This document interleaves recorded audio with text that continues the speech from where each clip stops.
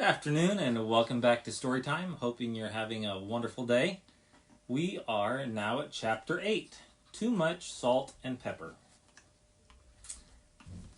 Chapter 8, Shh, Carol Learns to Listen.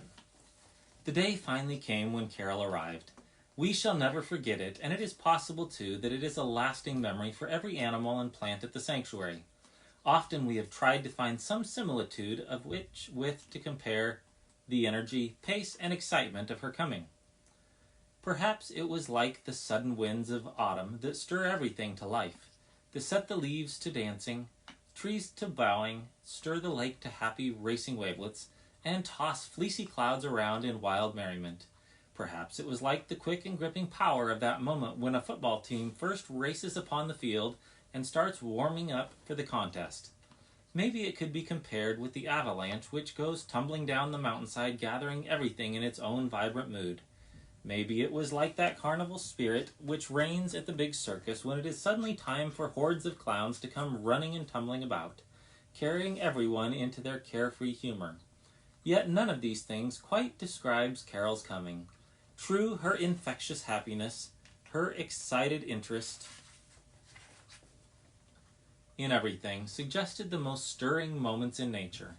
Carol embodied the very scintillating joy of life, was of the model that talks ahead of her thoughts and says things in a mixed-up way. She was capable of pranks, and her capacity for getting into amusing difficulties was inexhaustible, but Carol was a thinker.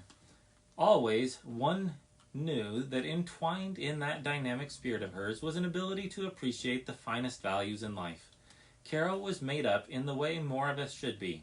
She could swim freely in the wholesome fun of life without losing her love of that which is quiet, calm, and sweet. She could be serious in her thoughts without losing her joy. Leaving the sanctuary before sunrise, I went to meet Carol's train at the village 11 miles away. The train was scheduled to arrive early, but not early enough for Carol. The conductor remarked that morning that it was the first time they had arrived on time in a month. We had to, he explained. That young lady wouldn't have lived through it if we had been late. There was excitement in the very toot of the train's whistle that morning. The engine came racing into the station, stopped short with squeaking brakes, and stood there puffing as if it had finished a big job with its last bit of strength. Through the window of the Pullman I could see Carol waiting with anything but patience while baggage was being unloaded. Her eyes were dancing, and so was she, her lovely loose hair flying this way and that, trying to keep up with her gyrations. In vain she was shouting messages at me, the double windows of the car holding back all sound. Other passengers were laughing at her. The rest of that early morning experience remains a blur, a blending of suitcases, trunks, Carol's infectious excitement, and the smiling porter and conductor, the smiles and waving hands of Carol's newly made friends on the train, and the endless string of questions the child shot at me as we covered the distance to the sanctuary. Only once was she quiet. As we rounded a curve in the little forest road, there before us stood a beautiful doe. I brought the car to a stop, and the lovely creature stood like a statue, looking at us with curiosity while we looked at her with adoration. Carol could not speak. Her eyes grew wide with wonder, and she uttered a little gasp. After a few moments, the doe moved off into the forest. It was only then that Carol could find the power to say, "I have never before seen anything so beautiful." Her electric mood quickly returned. Each new thing she saw brought forth a fresh outburst of sparkling enthusiasm. The lake, the canoe, the pine-covered shorelines, and at last our island all seemed to touch off mental bombshells within her. Jenny was there to meet and greet Carol when we landed. So were the chipmunks and red squirrels of the island. But much to Carol's disappointment, Salt had gone again. There was no time to explain his absence in detail at the moment, but we assured Carol that it was quite a regular thing, and that he would return. There was still much of the morning left when we had breakfasted, and Jenny had introduced Carol to her tent house. She was so happy with her little canvas-covered home that tears came to her eyes. Jenny had furnished it in bright colors with much thought given to the things a young girl would like. Carol moved in, took possession, placed her things about in the way that pleased her, and said she had never felt more at home anywhere in her life. Now we told Carol of our plans designed to give her the most happiness out of her stay. Each day we were to take up one new subject in the forest. There would be time for swimming, hiking, picture-taking, play with the animals, but we would want to be learning something with our fun. It's all fun, insisted Carol. But are you sure Salt will come back? Yes, we were sure, unfortunately. Would she see Pepper? It was possible, though we had not seen her since her disappearance many weeks before. Would she see Rack and Ruin? Probably. How about Inky? That, Carol, will depend on how well you learn the lesson we have selected for today, I said. Carol was all for beginning the lessons at once. She wanted to learn all about everything in nature. What was the subject to be for this first day? Was it to be the trees, flowers, rocks, stars, animals? Was she to learn to tie knots or build fires without matches? Jenny and I laughed. No, Carol, our subject was of a different nature. It is good to know those things in wood lore, but there are other things in the world of nature more important. Today, Carol, I said as she waited for an answer to her many questions, today we are going to learn to listen. Learn to listen, repeated Carol, a puzzled look on her face. Doesn't one just listen? Is it something you have to learn? Yes, Carol, it is something you must learn. Good listening is not done just by keeping quiet and having ears wide open. We do not listen just with our hearing, but with our entire being. We must keep thought open to receive ideas just as definitely as we keep ears ready to catch sound. We learn to listen only as we learn the meaning of absolute quiet, complete silence. For the final reward of listening is the gaining of new thoughts. It would do us little good if the voices of the wilderness spoke to us constantly, even though we hear their words, if we had not prepared ourselves to receive mentally those inspirational messages which are the real offerings of nature. Listening is an art, Carol. It is not a simple little volition. The Bible says, study to be quiet. It is a study, yes, a science. Not only must we govern the making of sounds which would interfere with our hearing, the still, small voice of nature, we must control all else that hinders our highest sense of hearing. We must cast from our minds the habit of hurry, which we have picked up in our rushing, aimless way of living. Nature doesn't hurry, and she cannot make her voice heard by those who do. If we are to be good listeners, we must control this hurry habit, which is sort of an illusion anyway. Mere hurry doesn't mean that we get anywhere. Nature always does things on time, moves at amazing speeds, accomplishes marvels, but she does not have that pressure and strain that is characteristic of our hurry. Carol thought for a moment. Yes, she could see the truth of these statements. Hurry could keep one from listening. She could feel closer to good listening right then as she let go of the idea that she must hurry. But that isn't all, Carol. In your young thoughts, there may not be as yet a place for envy, for jealousy, for resentment, for anger, and the other disturbing thoughts that are so often cultivated by all of us if we do not guard against them. But though these are noisy thoughts, they rattle in our minds, and we cannot listen while they are there. They block the very things of our hearts we most want to hear. If we are to know that sacred silence, that complete quiet which is vital to listening, we must cast such handicaps from us. Carol looked a bit startled as we talked of these things. And this is studying nature, to learn to listen? She asked, obviously in deep thought. Yes, Carol, that is where nature study begins, within ourselves, finding, recognizing, and cultivating that which is natural in our own thinking. Do you know, she added thoughtfully, in a mood that was more calm than we had seen heretofore, I am not too young to know those things you speak of. I have known jealousy, and I guess envy too, at school and with my friends. Now that you speak of it, I know it was disturbing, it hurt, and I see that I couldn't listen to anything while it was in my mind. And that morning, before we had taken to a trail or greeted the sanctuary animals, we three sat on a beach where we could look out over the lake, and we studied to be quiet, to listen. Carol learned that day that all nature walks with padded feet. The love of stillness is everywhere manifested. Yet, silence is not mere soundlessness. There are certain sounds that are noise. There is the boom of a gun, the snarl of a motor, the rattle of traffic, raucous cries that arise merely from excitement. And these are disturbing. But natural sound contributes to silence. It aids listening. Listen, Carol, to the murmur of the pine trees in the wind. Is there anything about that sound which breaks up listening? No, rather it aids our hearing, for it brings peace to our thoughts, helping us to turn away from the annoyances within. Of such effect is the song of the birds, the lapping of waves on the shore, the cry of crows and jays, the hoot of an owl. These sounds are the ingredients of true silence. They are hearing aids. The Indian who mastered the wilderness without destroying it was adept at the science of listening. His ear to the ground, to the tree, to the rock on the mountainside, or attuned to the calls and cries of the forest, picked up messages and gathered facts which would have been missed by those less trained in the ways of silence. Salt and Pepper were wonderful listeners. How often we had watched them on those silent nights when they would be reaching out into the distance with their attention. Their tiny little cupped ears were alert, and when something was heard that was of special import, their heads would raise as they studied the soft sounds which reached them. A deer makes a business of listening. It seems probable that he learns more of the world about him through hearing than he does through sight or smell. His great ears are built somewhat like the sound-detecting devices used by military forces. They are large, shaped like a deep spoon, and are capable of pointing ahead to either side or back. Always they are in motion, turning this way and that, picking up near and far sounds, that the deer may know what is going on in the nearby world. So it is with all creatures of the forest. Their very lives depend upon good listening. They prize silence as nature does. Noise disturbs and frightens them. They are born to a world of quiet. Instinctively they know the age-old admonition, peace, be still.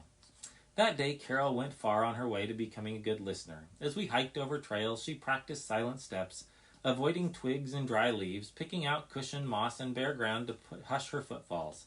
She spoke in soft voice or in whispers. The sun retired in regal splendor that night. The western sky was alight with crimson, while a huge cloud at the horizon was fringed with luminous silver. Shafts of light found their way through openings in the cloud and reached up into the overhead blue like great beacons. We found Carol standing in silence looking at this gorgeous display. She smiled as we approached. "Listening to the sunset, Carol?" I asked. She laughed. "No doubt there is music in it if we could only hear well enough to catch it," she said. I never knew there were so many sounds in the world, and I was thinking about this listening business. It isn't just in nature study that you need to be a good listener. You need it among people just as well.